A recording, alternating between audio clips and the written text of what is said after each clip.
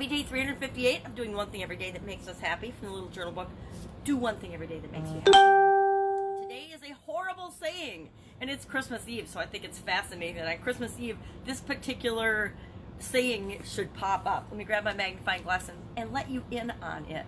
It says, the secret of happiness is to face the fact that the world is a horrible, horrible, horrible place. The secret of happiness is to face the fact that the world is horrible, horrible, horrible. And this was said by Bertrand Russell.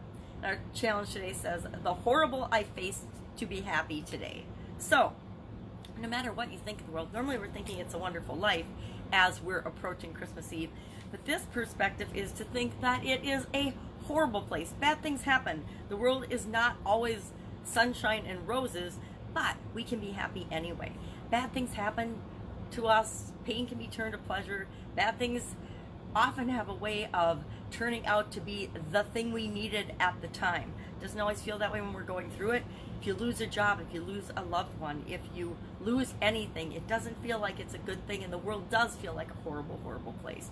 But hindsight is usually 20/20, and looking back on those horrible, traumatic events, sometimes we realize, most often we realize, that those are the actual events and things that have shaped us.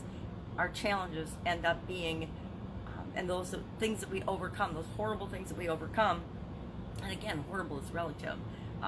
Breaking a nail might be horrible to one person, and maybe it's getting your finger cut off is horrible to another. It's all relative. It's not a very nice example, but I was thinking about safety incidents today.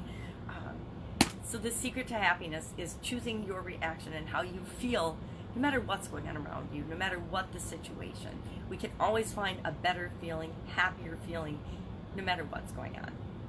And maybe it's appropriate that this is happening on Christmas Eve.